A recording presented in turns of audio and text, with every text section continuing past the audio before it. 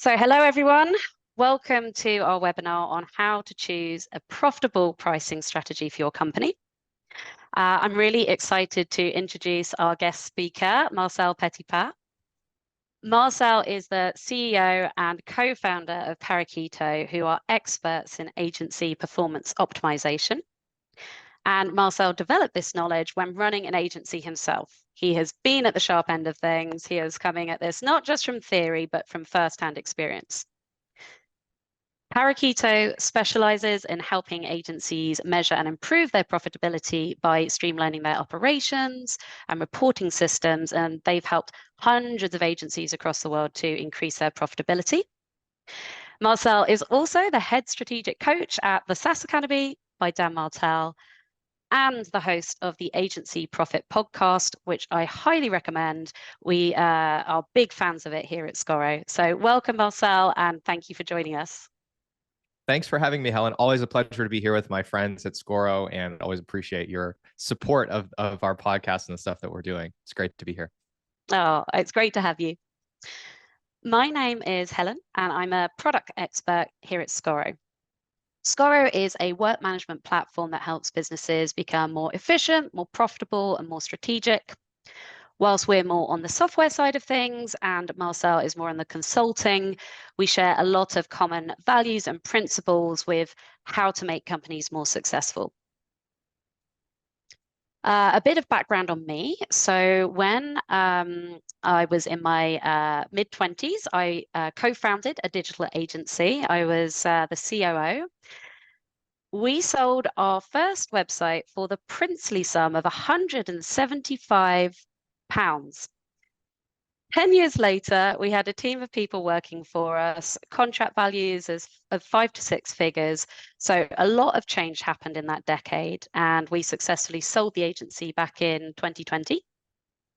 And a few years before we sold, I discovered Scoro.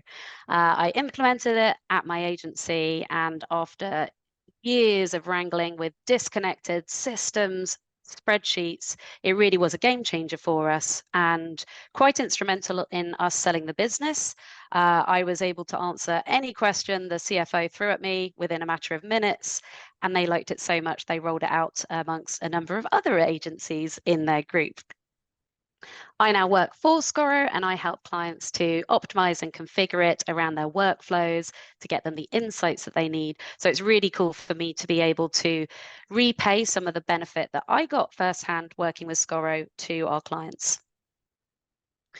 I am very excited for today's topics on how to choose the best pricing strategies to help you maximize your profitability and stop undercharging, causes that are very close to my heart. As we go, if you have any questions, please feel free to add them straight into the Q&A section. We will do our best to answer as many as possible as we go. If we run out of time, we'll follow up afterwards. So yeah, do feel free to use the Q&A. And right, let me now start off actually with a quick poll. I am extremely curious to know what pricing models you are currently using in your agency. So you should see a pop-up on your screen, and do let me know whether you're using more of a flat fee model, time and materials, value and performance, or something else. It's multiple choice, so answer as many as apply to you. And we'll just give it a few more seconds so everyone has a chance to answer.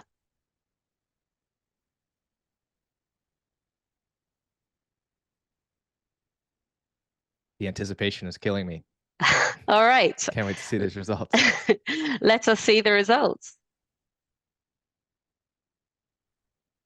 Okay. So we have at the top, sorry, Marcel, you go. No, well, I was just going to do, I think, the same thing that you were going to do, about 50% flat fee, 67% doing time materials or some version of that, 20% doing value-based, and 20% doing something else or something that may not fit neatly into one of those buckets. So this is not very surprising to me. It's congruent with what I see. And I would venture to bet that a lot of folks are doing both a combination of either flat fees, value-based pricing, or an alternative pricing model, as well as some time and materials. That's the combination that I see most often, where there's still a couple of things in the business that are T&M, or even just a couple of clients that are still T&M, even though they've tried to move the rest of the business or the services to those other things. I'm curious, let me know in the chat if that resonates with any of you, if you're kind of doing one more flat or abstracted model of pricing, but you still have a few things in the business that are time materials. Curious if my assessment here is adding up. Amazing. Well, we'll keep an eye on the chat, and thank you everyone for sharing. That's like a really nice start for the basis of today's discussions. And let me start off by asking you, Marcel, how is it that, in your experience, agencies arrive at these pricing models in the first place? It's a good question. Most of the time, it's not a very scientific process, and it's a result of looking at what other competitors are doing, paying attention to advice that's out on the internet, some of which I believe is dogmatic and detrimental to the well-being of agency owners, and then a lot of just kind of guessing and trying things and experimenting and going with what seems to work as it relates to resonating with clients, closing deals, and resulting in some level of success in the business. But there's not generally a very deliberate exercise as far as I can tell. And this is based on me having this question asked to agency founders about half a dozen times a week for 3 years. So I'm getting a lot of feedback, a lot of repetitions on what pricing model do you use? How did you come up with that? And how do you arrive at that price? And it's very rare that I see somebody really having confidence in how they've arrived at any of those conclusions. So yeah, sounds like there's a lot of a huge amount of data to base that on, and much more of a kind of organic, see what works, see what tries, a bit more of a reactive approach to it rather than that kind of thought out strategic approach. And kind of what, in your experience over the years, have been the biggest mistakes or misconceptions that you've come across when companies are deciding on their pricing models?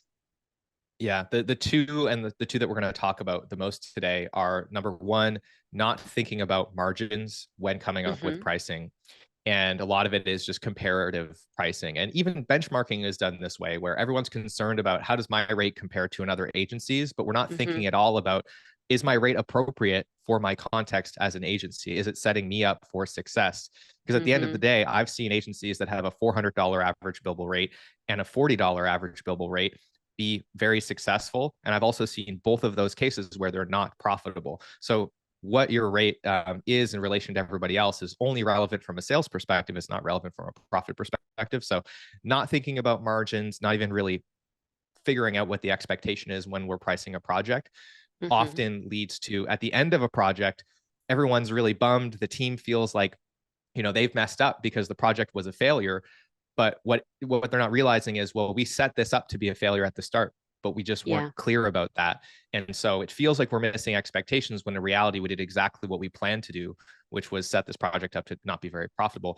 The second thing is not paying attention to risk and making pricing model decisions based on valuing upside while not really considering potential downside. And this is where I'm going to make a case today for, yes, of course, value-based pricing and flat rate pricing, there are opportunities to improve your profitability with those. But what we also have to take into consideration is the risk associated with the work that you're doing. And sometimes it might actually be better to use time and materials or some abstracted version of that. So we'll talk a little bit more about that, but not really thinking about the risk involved in work. And the third is way overcomplicating this and conflating scoping and pricing as being the same thing, and then setting up an entire reporting system that conflates those as being the same thing, as opposed to separating those. So we're going to dig into all three of those mistakes and how to correct them, but that's what I see most often. Amazing.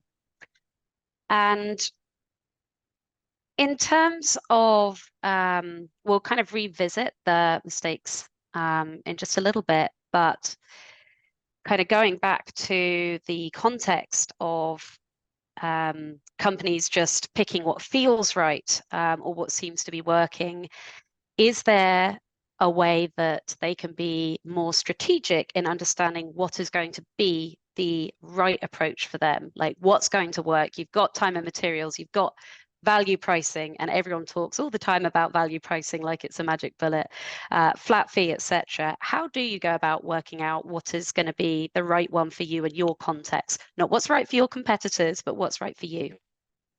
Well, we're going to dig into this with the agency pricing quadrant. And that's an exercise that we use with all of our consulting clients to answer exactly this question, not just for the agency, but for each service within that agency. And it's also a framework that you can use to track the evolution of a service offering over time and adapt the pricing model as the context changes around it. And really, it comes down to paying attention to two things: value, which we spend a lot of time talking about in the industry. I think that's fairly well understood and well documented. But the other thing to pay attention to is risk, and how the risk of a certain service offering is changing over time in the agency, and making sure that we compensate for that in our pricing model as well.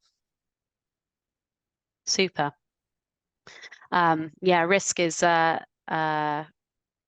certainly something that we learned about firsthand through our own experience. And we, in our model, were primarily flat fee. And we would have some projects that just ran over and seemed to do really, really badly. And when we actually dug down and analyzed it, there were, actually 90% of the project went really, really well. And that was the 90% that was low risk that we knew about. But then there was this 10%, which was a complete new thing that we'd never done before, very high risk. And when we started to realize and pinpoint, okay, this is where things went wrong, we could start to isolate that. And we came up with a phrase called stranger danger to help us pinpoint those high risk areas. So maybe let's delve a little bit more into the quadrant then, and how can we look at both risk and value to identify what would be the correct models for those different scenarios. Absolutely. And before I do that, I want to just get on a soapbox for a little bit. I want to wax philosophical on something that bothers me a lot about the narrative around pricing models in our industry. And I actually was in a mastermind group just about a week ago, and I got this question from somebody about how they did a lot of custom software development, very technical stuff, very high risk. And the problem was they believed that the only way to scale their business was to find a way to normalize the scope of the work they did, to productize it, to standardize it. But in order to do that, they couldn't continue to solve the problem that they were being hired to solve by their customer. The problem that they solved was inherently complex, inherently risky. There were lots of unknown unknowns. And so here they were trying to figure out a way to make that not true, when that just is true about the work that they do. But he was so insecure about, I bill on time materials. And his belief was, I'll never be able to scale a profitable business. I'll never be able to build my team. I'll never be able to, have a great successful agency if I bill on time materials. And that was a result of hearing this all over the internet from all kinds of thought leaders, air quotes, thought leaders, that obviously don't understand this business model and aren't paying attention to the fact that all the biggest consulting firms and professional services firms on the planet still primarily bill on time materials. So clearly, it's not true that you can't scale an agency doing time materials. There are certainly trade-offs. There are things about it that are going to be harder. There are also things about it that are far easier from a pricing and operations perspective. But the bottom line here is that as long as you have the right margins built into your pricing model, you can scale your business on whatever pricing model you choose, including time materials.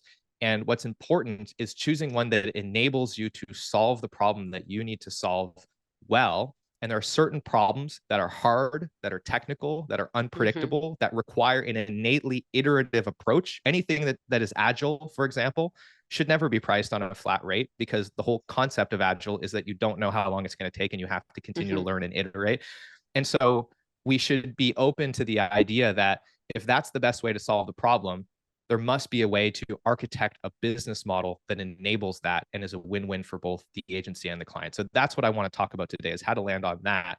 Because if you solve hard problems, or if you do complex, complicated work, or if there are things that you just can't predict, the answer of, we'll just figure out a way to put it in a box, I don't think is an appropriate answer. Sometimes it's the right answer, but a lot of the time it's not. And we need people solving those problems. And there needs to be a way to build a good business around that. So, okay, I'll get off my soapbox now and I'll share the actual information. So this is the agency pricing quadrant, TM. And so I want to share how we work through this problem with clients. There's two axes here to pay attention to. And by the way, if you're in the chat, let me know if you've ever felt that way, if you've ever been made to feel insecure or less than for using a time and materials billing model. Have you had that experience, or have you seen content on the internet that tried to make you feel that way? I'd be curious to hear if your experience is the same as mine. Maybe I just have way too many business bros in my news feed trying to sell me a course on how to productize my services. Anyway, I digress. So there's two axes here to pay attention to. We're going to start with the vertical axis, which is value. When we're thinking about what pricing model to choose, we've got to think about how much value is there in this engagement from the perspective of the client. This is very important. It doesn't matter how valuable we think the service offering it is. It matters how our client perceives the value of our service offering. So we have high value. I want to warn everyone, I have terrible handwriting. Okay, I'm aware of it. That's just how it is. Your doctor also has terrible handwriting, but your doctor is probably a very smart person. So I'll let you do what you want with that information. So we have high value and we have low value. So how do we define these things? Well, low value generally is going to be influenced by two things. Well, there's two things that influence value, generally speaking.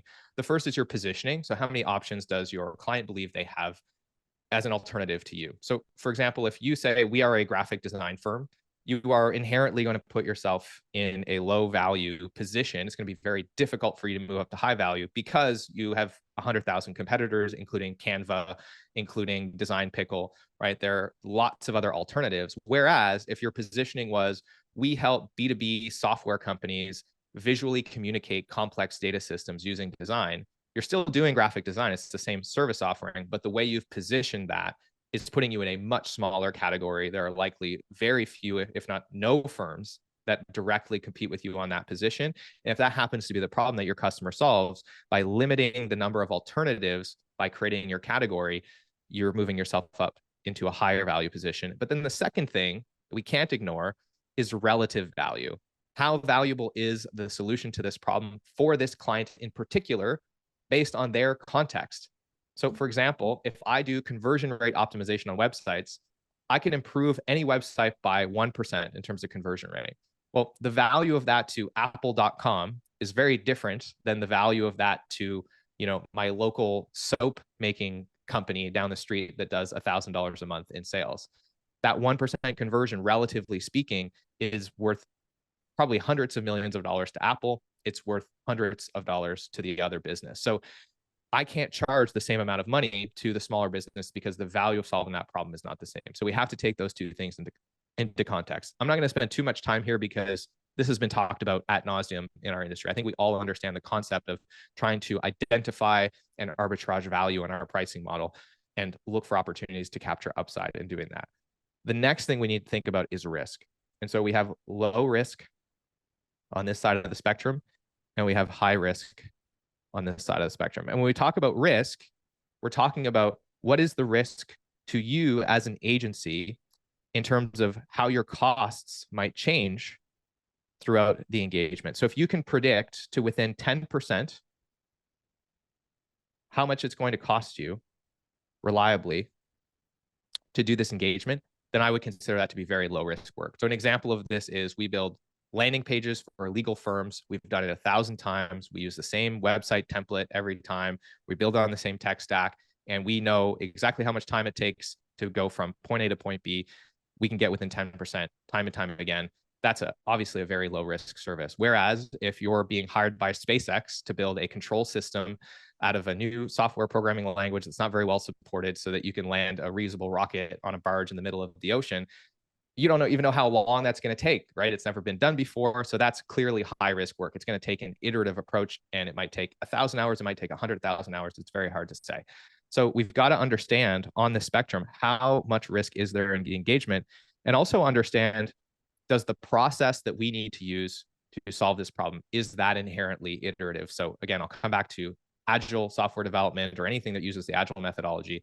Conceptually, you're saying we're not going to try to predict exactly what we need to do to solve this problem, because making those assumptions would put the success of the engagement at risk fundamentally. So instead, we're going to not try to predict the scope, not try to predict the next steps, and we're going to work in an iterative fashion towards solving this so that we can adapt along the way. So that's the kind of quadrant as it sits today. So I want to start in the bottom left-hand corner, my left, probably your right.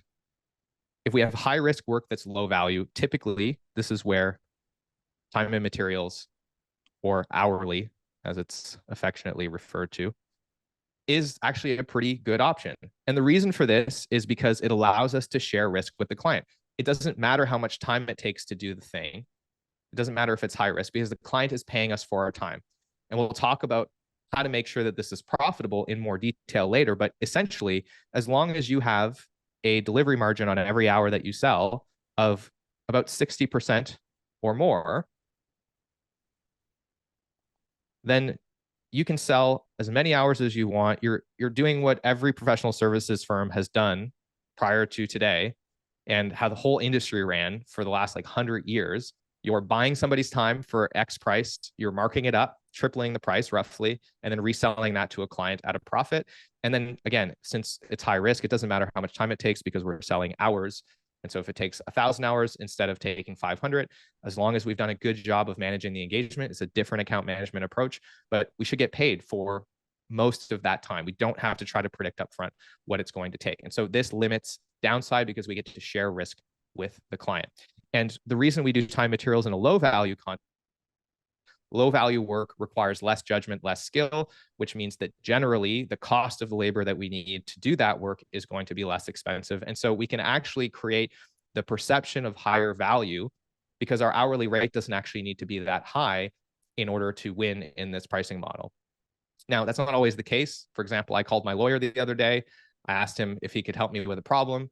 He solved that problem for me. And then I got a bill for a lot of money, more than I was expecting. And he charged me like $400 an hour. So sometimes the price point doesn't have to be low, but this is just to illustrate that you might end up charging the same amount of money to a client as another firm, but because your hourly rate is lower, they perceive it as being more valuable. So moving up the chain, if you have high risk work that is also high value, and a great example of this would be a company like Media Monks building massive enterprise websites and software.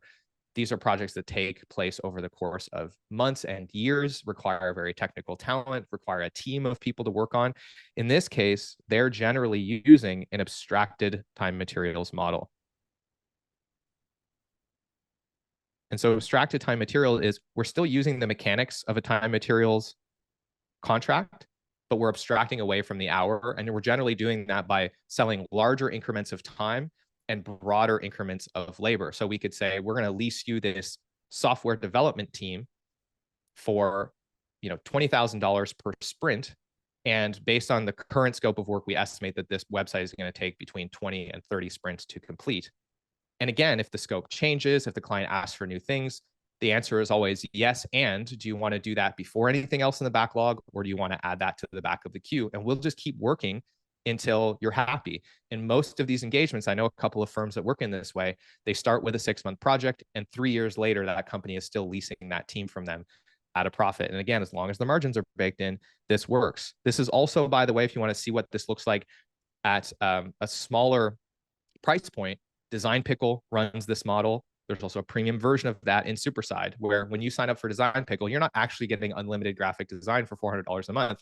You're getting 1/8 of a designer in South America. And if you ask for too many items, you'll notice that the delivery time on that last item will be very far out into the future. And then they will call you and they will say, hey, would you like to pay more money to get more capacity applied to your backlog so that you don't have to wait so long for that next thing? So all of this is modulated by timelines, and really what you're selling is time, but you're abstracting away, and this can allow you to increase your hourly rate because you're not focusing the conversation on that. So I want to check in with the chat. Is that tracking so far? Is this making sense? This is kind of the more nuanced side of the pricing model quadrant. So if you're tracking with me so far, then you're in good shape, because the next part is a lot simpler to understand. Give me some signs of life in the chat, people. Anything at all? An emoji? Yes. Is abstracted kind of like a retainer? Matt, it can be. So that's a great question, actually. This quadrant applies to both project work and retainers, right? There are flat versions and there are time materials versions of both of those ways of working. Retainer is such an interesting word because I've probably seen a dozen flavors. Some retainers are they pay us the fixed amount every month, doesn't matter how much time we spend, right? That would be a flat rate retainer. Some are we sell them a certain number of hours every month, but then we adjust at the end of the month for how many they used or how many they didn't. And then there's everything in between. We roll over credits. We don't discount if they use less hours, but we do bill them if they use more, right? So there's all kinds of different ideas here. Abstracted time materials. This can look a lot like a retainer. So that sprint model that I described to you, that might feel a lot like a retainer. It's this much for every 2 weeks, or it's this much for every month, and you're getting this much team.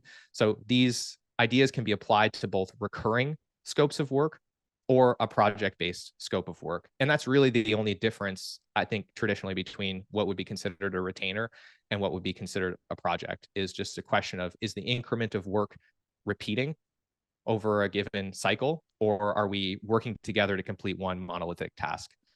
All right, everybody's good to go. Thank you, Matt. Thank you, Fraser. Thank you, Amal, Julia, Dan. Well, let's talk about the other side of the quadrant. So we've talked about high value versus, actually, I'll check in with you first, Helen. Any questions so far? Any commentary?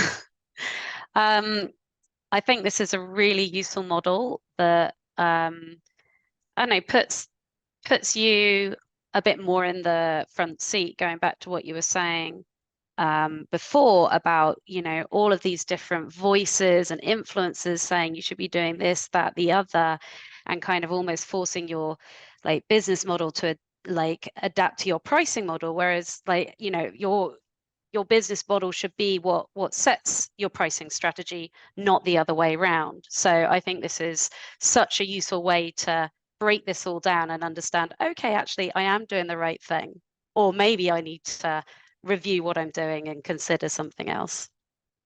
Lovely. That is exactly the kind of validation I needed to continue talking. So I'm going to do that now. All right. So we've talked about the high risk side of the spectrum. This is when you can't really predict how much time it's going to take. And so you've got to break things down and share risk with the client.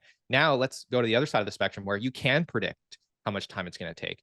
And now you have an opportunity to arbitrage that to increase your hourly rate, right? So that is the logic behind going to a flat rate is we can get this done in less time or more efficiently. Therefore, we can give a price to the client that they find is a good exchange of value, but we can increase our hourly rate. So the first example of this, the most common one that we see is flat fees, right? So the example I'll use here is if you came to me and said, Marcel, can you build me a website? And I said, no problem, it's $500 an hour. You'd probably tell me to go pound sand. But if I told you, yeah, no problem, I can get you a blazing fast SEO optimized website that's proven to convert in 2 weeks and it only cost you $5,000, you might think that's a really good deal, actually. Now, I might still make $500 an hour, but it doesn't matter to you because I've said, hey, you know what, client, I'm going to take all the risk on. Here's the price. Doesn't matter how much time it takes me. You get the outcome that you want for this price that you think is reasonable. And then I arbitrage the low risk nature of this work to increase my hourly rate by working to make sure that it doesn't take me very much time. And I can do that because I've priced the risk in. And this is the mistake that so many people make is they move to a flat rate model because they're attracted to the potential upside, right? Well, I could make so much more money if it took me this very optimistic amount of time that one time I did it that quickly. But what they're not paying attention to is, well, that risk is generally a spectrum and it goes both ways. It could also take me an equal amount of time more than I planned. And in the end, I would end up with a worse hourly rate. And we see this all the time in our clients that try to aggressively move because they've been made to feel insecure to a flat fee on a project that's just not mature enough or a service offering that's just not mature enough. And they end up on the wrong side of that equation too often. And so if you're going to move to flat fees and there is a decent amount of risk in an engagement, you just have to make sure you can price that risk in so that even in on the lower bounds of that risk, where it takes you a lot more time than you expected, you still end up on the right side of the margin equation in the end. As long as you can do that, then you've given yourself permission to move in that direction and give yourself the potential upside. So the argument against this is, well, it limits upside, right? Your margins are fixed, right? But that is also the advantage. It limits downside in the same way, okay? So flat fees are the example for generally low value work. And then as we move up to high value work, we talk about value-based pricing. And there's a couple of different versions of this. The most common one looks a lot like a flat fee, but the difference, the nuance is in the conversation. Instead of saying, responding to your ask for a website and saying it's $5,000, I would respond to your question with a question and say, well, tell me about your business. What is that website being used for? How much traffic do you get? What's the average value of a client? How much does your website convert today? How much do you think improving the website would improve your conversions? Oh, that's very interesting. It would add $10 million a year to your business. That's fascinating. Do you think it would make sense to invest 10% of that potential upside? And that's how we land at the price. So we're not anchoring the price to deliverables, right? In a flat fee, we're anchoring the price to a deliverable, right? This product costs X. In this context, we're anchoring it to an outcome. And we're trying to essentially figure out what is this value to the client and base our price off of that. And then there is a spectrum for value-based pricing that you can go down where we move to performance-based. And performance-based is similar, but in this case, I might say, well, instead of trying to predict what the potential lift is in your website conversion and how much money that would make for you, I might say, give me $50,000 and then give me 10% of every sale above and beyond what you would have done previously with your current conversion rate. Now, of course, there's a whole bunch of challenges with that. The first is that we got to be able to measure that, which is non-trivial to begin with. And the second thing is we have to have not only low risk in the scope, we need to be able to price the risk into the engagement. We also need to have low risk in the outcome.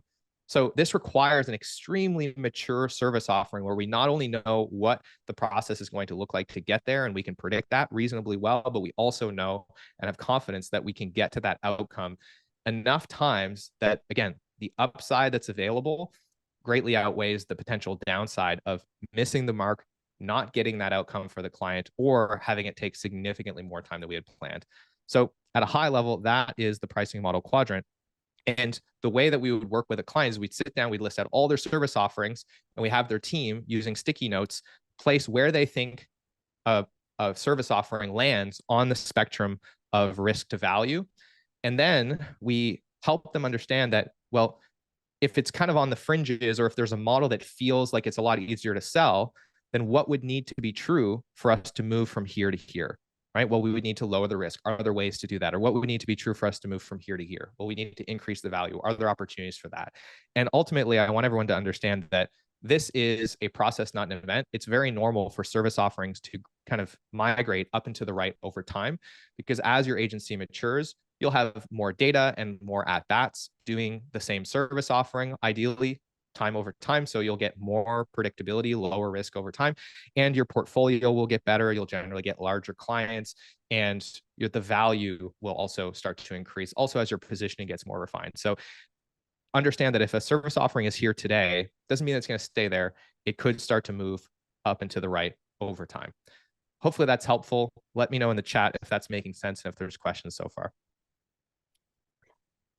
One question that I have, Marcel, which you might have already started to address actually, is what happens when you're kind of in that middle bit of the quadrant. So where you've got something and there are many elements of it which are repeatable and low risk, but then there is an intrinsic part of it, a decent proportion, which is unpredictable and riskier.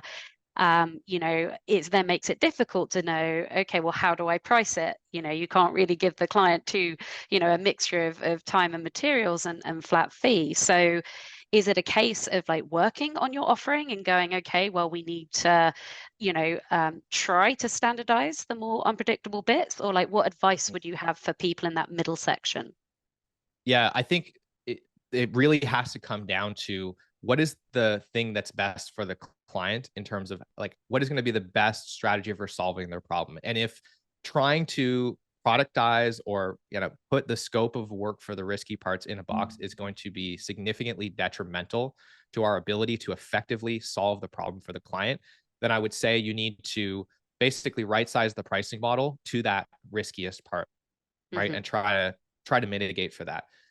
If there is an opportunity to limit the risk by productizing or standardizing or building better process, and it's not going to come at the expense, and a lot of times actually it's going to improve the quality and consistency of that service. That is certainly an outcome that is seen very often.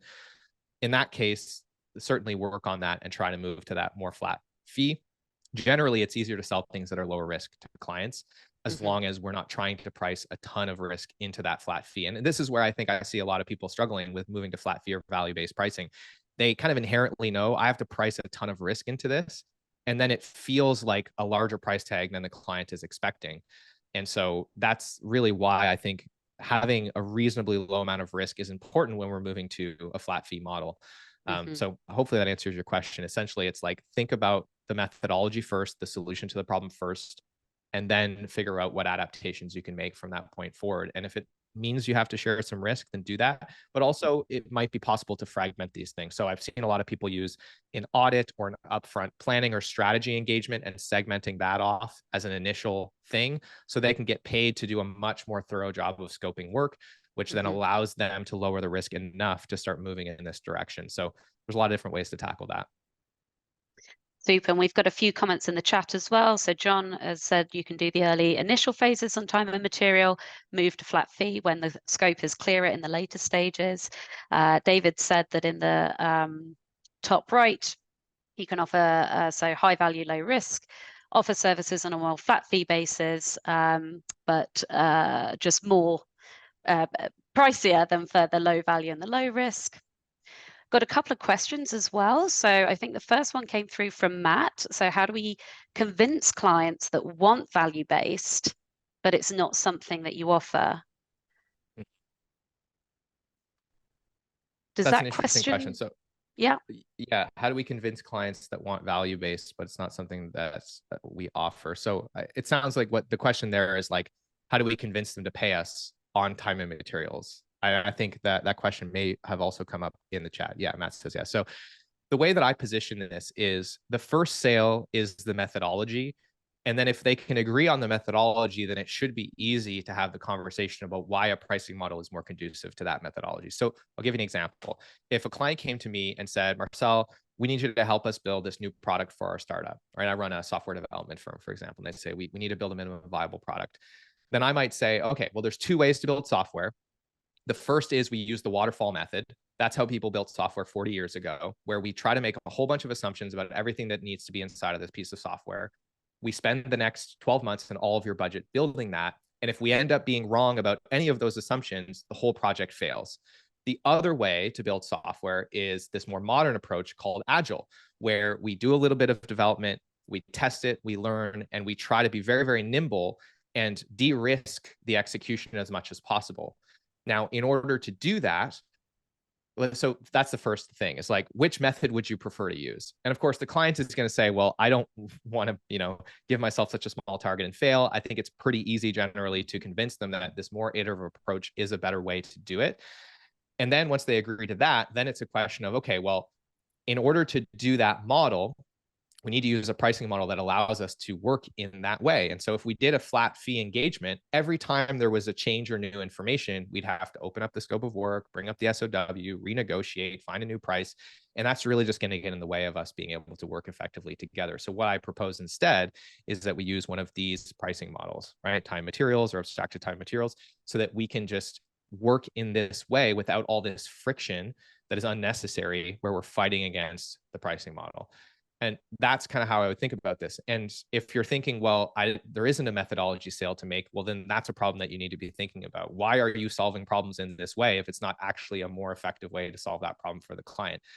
So solve that problem first, get clear on the methodology, and then you should be able to justify the pricing model with that. Hopefully that's helpful, Matt. I think that answers Amal's question as well. Mm-hmm.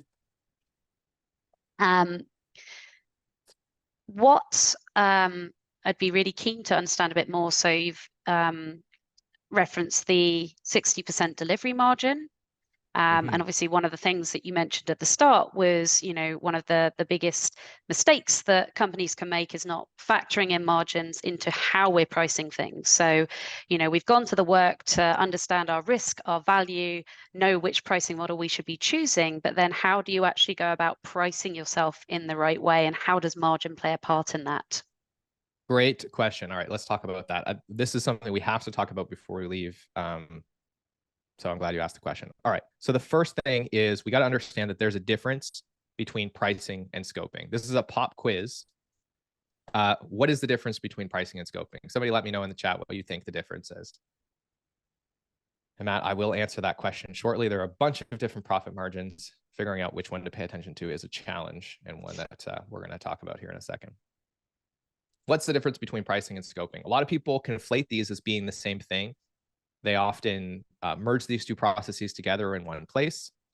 So Julia, scoping what needs to be done, pricing what you'll charge. Yeah, that's actually pretty close. The way I would frame this, Julia, is scoping is how much will this cost us as a firm, right? It has nothing to do with the client. The client doesn't care what it costs you. And sometimes your price is going to be based on what it costs you, but this is really independent. What will it cost us to do this work? And pricing is exactly to your point. What will the client pay? And so these are related, but not the same. And so the first thing that we need to do is separate pricing from scoping, because in order to understand if a price is appropriate, we need to understand the scope. Now, here's something that I've done in the past. So many firms that I see do this as well. Their model for pricing fundamentally couples these things. They think of everything in terms of hours multiplied by rates. So they'll go to a client and they'll say, here's the price. The client will say that price is too much. I need you to lower the price. And in order to lower the price, they go back to their spreadsheet and they start changing the scope of work. They start pretending all of a sudden that it's going to take fewer hours than they originally thought it was going to take to complete the same work. And that's how they lower the budget. And that is like the worst thing you could possibly do, because it ends up being the same outcome to the client. They'll pay the price that they want to pay. But now, instead of being clear that we are setting ourselves up for a lower margin, for a lower average billable rate, for worse performance, we're just lying to ourselves and our team. And then usually 6 months later, when the project is done, we're surprised and we've forgotten that this was a decision that we made. And the reality is the scope didn't change unless the scope changed, but the price can change completely independently from the scope. So when we're thinking about pricing, the first thing that we need to do is figure out, what will this cost us? And it's really a function of figuring out how much time will it take and multiplying that by our average cost per hour. And we can do that as a blended average cost per hour for the agency if we don't have that much difference between the salaries that people are being paid. A lot of times I recommend doing this at the role level. So you don't have to do this at the individual level, because you might not know early on who exactly is going to work on this, but you can generally get a fairly good idea of what it costs for a designer in your company versus a developer. So figure out average cost per hour for each of those roles and then multiply time by average cost per hour. And if we're thinking about this in terms of hourly rates, then the hourly rate just needs to be enough to cover a margin on that average cost per hour. So that's the simple math. I want to actually share an example of how we would do this, how we would arrive at the price. And I'm going to go ahead and share my screen. That's my calendar. That's not what I want to share. There we go. Okay. This is an example of a spreadsheet that we would spin up for a client to help them do this in real time. And so you'll notice here that the first exercise is, and this is an example of a flat rate or value-based price. So how much time will it take us to do this? So in this case, it's going to take 20 hours for each of these different roles. We have the cost per hour for each of those roles here. So this gives us an understanding of, in order to do this for the client, it's going to cost us $7,600. Plus, we have an external vendor that we have to pay $1,000 to. So we need to make sure that we factor that in as well. So once we have that information, then it's a question of saying, okay, well, what's my target for delivery margin? We'll talk in a moment about what delivery margin is, but in this case, I want to target a 70% delivery margin. So what this will tell me is, okay, well, if I want to achieve a 70% delivery margin, I need to charge the client at least $26,000. Now I can charge them a lot more than that, or I can charge them a lot less. So now when the client starts to negotiate and they say, well, I don't have 26K, I have 20K, I can pop that in here and get some feedback on this. Okay, I'm not going to make a 70% margin. I'm going to make a 60% margin. Am I okay with that? Is that acceptable? Is my utilization rate so low next month that this is probably the decision that I need to make right now? Otherwise, the alternative is I have to lay my team off, right? So this shouldn't be something that we're guessing about. The math is fairly straightforward, but this is how we should really be thinking about our pricing. And this works whether we're talking about a flat rate project or we're talking about a single hour of time. We just need to understand what is the cost of that time, what's the margin that we want to achieve, and we should be able to calculate that. By the way, the formula for margin is very simple. If we're trying to figure out our price floor from that number, from average cost per hour, the formula for this is our cost divided by 1 minus margin target. Okay, so as long as you understand your costs, again, whether it's for 1 hour or for an entire project, run this formula that will tell you here's the floor for your price. And the other even simpler way of doing this is take your cost and multiply it by 3 and then round up. That'll get you to 66% and then a little bit more as you round up. So that's how we land on what to charge. Hopefully that's making sense. Oh, I realize I'm still sharing my screen. I have a lot of stuff going on. All right, so this is the target for minimum price. I'm going to pause there, and then I can talk a little bit about what delivery margin is, because I think that's an important distinction. Yeah, I think that would be great and help to answer a couple of questions that I can see in the chat. So Matt's said that he does a 30% margin. Are we pricing ourselves too low? Brianna is curious about the same thing. So yeah, let's jump into a conversation about what delivery margin actually is. Yeah, so the formula for delivery margin is the following, and then I'm going to define each of these things. This is the formula for delivery margin. It's agency gross income minus delivery costs divided by agency gross income. So what is agency gross income? This is your revenue minus pass-through expenses. So pass-through expenses would be any money that doesn't belong to you or that doesn't need to be earned with your time. So for example, if I charge $10,000 to a client for a Facebook ads campaign, but I'm spending $5,000 on Facebook ads, my agency gross income would be the $5,000 that's left over. So it's the 10,000 minus the pass-through, that money that doesn't belong to me, it belongs to Facebook. That gets me to my agency gross income. Other examples of pass-through would be materials, print budgets, external vendors that are being brought into the engagement, white label partners, right? We're not responsible for the profitability of that expense. And so we subtract it to get to our agency gross income. Now, I want to make it clear, if we're using markup as a pricing mechanic, that markup is still going to be included here in agency gross income, right? So that markup is still here. And understand that markup is not a scoping concept. It's purely a pricing concept. It's completely meaningless in the context of scope. All that's meant to do is return enough AGI to help offset delivery costs. And if we're not thinking about it in that way, then we're probably setting ourselves up for failure. I see this all the time. So agency gross income, simply put, is how much are we getting paid? And then how much of that money needs to go to an external vendor? Let's subtract that out. And that leaves us with what amount of money actually belongs to us. So that's agency gross income. And then delivery costs are, what does it cost us to earn this revenue? And on a project basis, this is almost purely going to be our labor. So it's time multiplied by average cost per hour. Now, a lot of people in the chat, and if there's any project managers in the room, are thinking, well, Marcel, what about overhead? What about utilization rates? We're not forgetting about those, but here's the mistake that I see so many people make. They overcomplicate this by trying to target a net profit target, or they try to factor utilization rates into the measurement of a single project. And when you think about that for a second, it's kind of insane, because you can't ever compare one project to another if you're trying to pursue that measurement. And it actually is really easy to get a lot of false positives when you're trying to measure net profit on a per project basis, because you might think a project is not profitable when in fact it was, but you were just slow at that time. And so utilization and overhead being factored into that project and being unfairly weighed inflated your costs and made it look like the project wasn't healthy when in reality it was. So those are externalities, and we just want to factor them into our delivery margin target. So if we think about this at an agency level, typically what we're going to see is we have revenue, we have agency gross income, pass-through costs come out here, and then we have delivery costs. In the middle here, we have delivery margin. And so generally at an agency level, we're trying to target a 50% delivery margin. Our utilization rate is going to take anywhere from 10 to 20% off of our delivery margin. So on a project basis, we want to target about 70% to be safe, 60 to 70%. And you can run the formula on how much your utilization and time off policy, et cetera, is going to cost your agency and what your drop off rate is going to be. But I can tell you, auditing dozens, hundreds of agencies actually at this point, that it is almost right around 15% every time.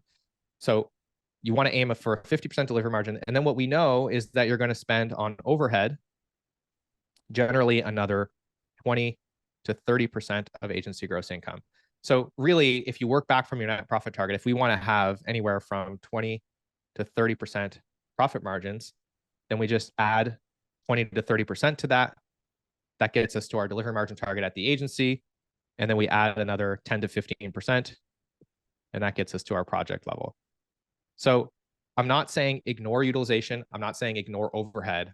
I'm saying factor them into the delivery margin target, and then take all of that complexity and all of that detail off the table. You don't have to worry about it now. It's way easier to calculate this. And just know that as long as you're setting yourself up for this margin, assuming that your overhead falls within this range, assuming that your drop-off rate is, fairly reasonable compared to other agencies, then you should be setting yourself up for a strong bottom line. Hopefully that's tracking for everyone. We don't have as much time today to go into this, but I go much deeper in the toolkit. I have some training in there that'll go a lot deeper into this stuff. Wonderful. Maybe in the last few minutes that we've got before we need to wrap up, it would be great to get your thoughts and any advice on how to tackle maybe some of those pricing negotiation conversations with clients. So you've gone to the effort of getting the right model, of pricing yourself correctly, what you need to charge to hit your margins, in that context where you've then still got a client who pushes back. What are the different things that we can do to help get to that rate of 70% rather than having to settle for 50? Yeah.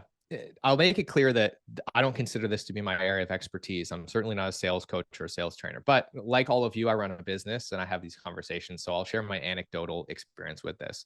The first thing that I'll make clear is that as much as we're made to think that we can increase our price as much as we want, that's the only way to improve profitability, and there's just no ceiling to this, that our mindset is the limiting factor in how much we can charge. I would say that reality has proven to us that that's just not true. Any client on a given day doesn't have unlimited budget. The small business down the street from me does not have $10 million to spend on Facebook ads every month. So there are legitimate constraints to pricing. And it's very, very possible that what you need to charge in order to make a 70% margin is just not possible or is not reasonable for the business that you're talking to. So let's all just accept that that's maybe the case. And that to me is a marketing problem more than it is a sales problem. The question is, why is that person ending up on the phone with you in the first place? Why are we not qualifying them out earlier? Why is our messaging not making it more clear? Why are we not attracting the right people? Or in some cases, they are capable of paying, but they don't see the value. So it's a question of adjusting the conversation and trying to get a better understanding of what the problem is, why it's severe, what the cost is to them, so that we can justify our price through that lens. The other thing that I'll say is, at the end of the day, the important thing is maximizing our margin, not the absolute price. And so I think so much conversation around pricing is focused on maximizing the absolute price, but kind of ignores the idea of margin. And so we have to remember that there's a golden triangle here. And I didn't make this up. This is a fairly well-known negotiation strategy. But you think about, there are three things generally that we can modulate. There is the scope, the price, and the quality. And so I've actually done this before, where I draw this on the screen while I'm talking to the client, and they're like, okay, the price is too high. And I'm like, okay, no problem. Do you want to reduce the scope, or do you want me to put lower quality people on this and lower the quality of the work? So, well, we don't want to compromise on either of these. Okay. And so really it's like one of these things can be unlocked at a time. And so if you don't want to compromise on either of these, well, then we need to charge this price. Well, I don't want to pay that price. Okay, no problem. And this is just the conversation. It's you and the client sitting on the same side of the table, looking at this problem and saying, look, these are the constraints. So how do we figure out a way to get around this? Because ultimately, if you're trying to hit a certain margin, that's what needs to happen. Now, the last thing that I'll say is it's okay to discount. Like as I went through the example earlier, right? The client says I only have $20,000. Okay, well, that's going to get me a 60% margin. Is that okay? And the question is, it depends. It depends on what your utilization rate is going to be next month. If you're in a position where your utilization rate is going to be very high, you have lots of deals in the pipeline, and it's very likely that you'll be able to sell your team's time for a much higher rate, then you probably shouldn't discount. You probably should hold your ground. Whereas if you're in a situation where next month your utilization is going to be really, really low, you don't have a lot of opportunities, and it's unlikely that you're going to fill up that time. If your priority is not laying people off on your team, it might make a lot of sense to discount and just get some amount of money for that time as opposed to nothing. So utilization is a really important, and your forecast really is a really important factor when trying to make decisions day to day on what your price sensitivity should be, what your negotiation window should look like. And so that's the other thing that I'll say is make sure that you're paying attention to your forecast and factoring in how busy you're going to be to your willingness to make these pricing changes and discounts. Thank you, Marcel. We'll start kind of wrapping up here. Just a few final bits to go through, but what I've taken away from this is that with this understanding of value and risk and how to price ourselves, we can certainly be a lot more strategic about things. And actually, it's okay to give ourselves a bit of a break and not get too concerned by all of the different, opinions and influences coming from, at all angles. We can, take the opportunity to pick what is right for us. What I'd be really curious to get everyone's input on, I'm just going to launch a really quick poll as a result of the discussions today. Looking back to the quadrant, the pricing quadrant, how likely are people going to be to change anything? Are you confident that you've got everything working exactly as it should? Are you going to be reviewing, or maybe even a complete overhaul? Give it a few more seconds. I can see there are people still answering.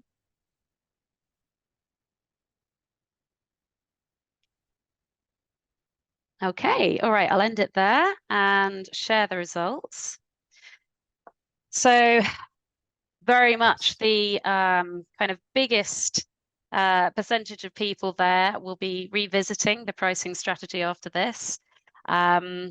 8% a complete overhaul, and then the same for kind of nothing at all. So hopefully the person in nothing at all has got confidence they're doing the right things. And this to me is a really good indicator that there's been some real value that you've shared today, Marcel, in helping people to get more clarity and more strategy behind how they're pricing themselves. So thank you so much for all of your time and input. Your questions and your feedback have helped make it a really fruitful and engaging discussion. So thank you. We'd be extremely keen to get your feedback on this webinar, what went well, what we could improve for next time.